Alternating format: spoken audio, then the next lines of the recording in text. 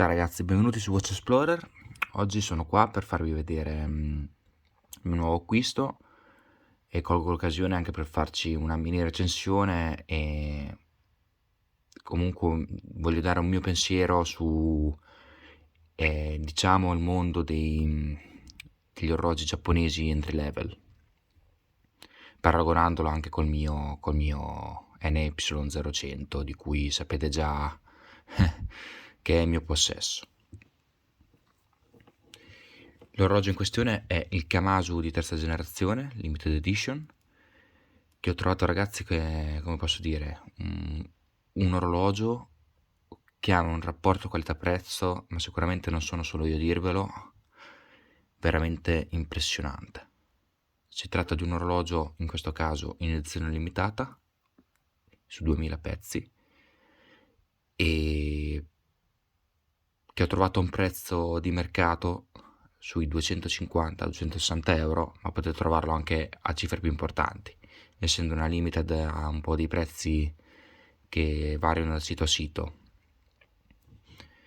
È un orologio che ho trovato innanzitutto molto molto bello, che ha questa trama granata barra rossa, con questa cassa, con questa lavorazione satinata e lucida, deve essere con un rivestimento in PVD di non so che materiale, ma comunque che rende la cassa di colore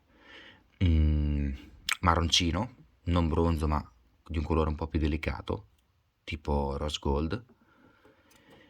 E la terza generazione è caratterizzata da questi indici tondi e bicchierino. Se voi avete presente la seconda generazione del Kamasu, detta anche Barracuda, veniva chiamata così perché era un orologio molto più magari sportivo, molto più aggressivo, che aveva quasi degli indici a dente praticamente, come se fossero appunto una bocca di un barracuda. Invece questa terza generazione è tornata un po' ad avere delle forme un po' più classiche, la cassa è la stessa, però diciamo che ha un quadrante un po' più versatile, ecco, un po' più che ricorda che quello del Ray 2. È un orologio che monta un vetro zaffiro antiriflesso. Adesso ho letto così sul sito, però antiriflesso si vede solo da un lato, non penso da entrambi i lati perché comunque qualche riflesso ce l'ha. Vetro riflesso, vetro zaffiro che ha molto molto ben fatto, diciamo. Il quadrante, dicevamo che ha degli indici a bicchierino e ha questa trama soleil che adesso si vede poco, che varia molto se c'è luce o non c'è luce. Diciamo che se c'è luce è un rosso abbastanza vivo, rubino, e se non c'è luce diciamo che è più questo color granata, appunto marroncino. L'orologio è dato con questo cinturino in pelle fatto molto bene, potete vedere anche lo spessore, e che comunque tiene veramente bene, si adatta davvero da Dio al polso e il colore è praticamente perfetto.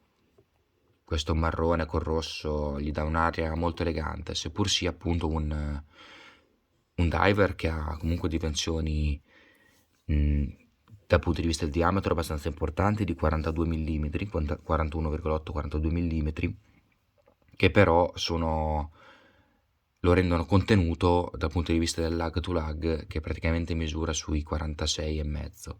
Quindi un orologio che è portabile benissimo anche da polsi piccoli, sotto i 17 cm.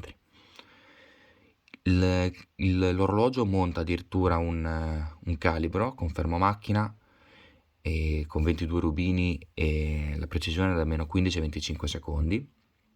Io posso dire personalmente che sono 3 giorni che ce l'ho, sempre tenuto in carica e non ha perso neanche un minuto, quindi secondo me si aggira in una precisione intorno ai 10 secondi, se non di meno, ed è un orologio regolato veramente molto bene, forse anche perché dal punto di vista che è una limited, quindi magari non essendo un orologio fatto in serie e fatto in numeri limitati lo regolano anche meglio, ecco. Poi questa è una mia supposizione, ne prendetela con le pinze.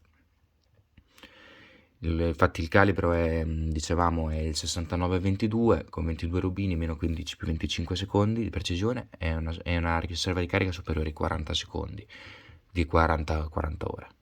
Quindi diciamo che anche in confronto al Miyota del mio Citizen, che magari ha una precisione un po' più inferiore, di meno 20 più 40 secondi, e non ha il fermo macchina perché il Miyota vecchio, diciamo che qua ne esce vincitore. Ecco, parlando un attimo del discorso diver giapponesi, io vi posso dire che sotto i 500 euro praticamente, sotto anche 400-500 euro, si ha un rapporto qualità-prezzo impressionante. Infatti qua la dominano i giapponesi, tra Seiko, Citizen e Orient, perché praticamente vi offrono tutto, tipo se volete un vetro zaffiro e volete un movimento efficiente, a prezzi bassi c'è Orient che praticamente fa manifattura, fa degli orologi veramente ben fatti, anche al di fuori di questo Kamasu. Invece magari il Citizen offre la tecnologia super titanio con questo materiale che permette di essere antigraffio praticamente in tutto, a parte il vetro che ovviamente non è zaffiro adesso ma è minerale, però comunque offre una grande resistenza ai graffi anche questo. Quindi sotto i 400 euro si possono scegliere degli orologi sempre giapponesi con caratteristiche diverse ma sicuramente valide. Quindi praticamente vi viene offerto tutto. Se volete un vetro antigraffio andate di Orient, se volete un orologio magari anche braccialato con un bracciale buono, perché per esempio l'Orient non dà dei bracciali molto validi, buoni ma niente di che. Se avete un bracciale buono, volete il titanio, quindi un orologio leggero braccialato, e volete comunque un diver, perché questo è 200 metri, ma comunque non è certificato diver.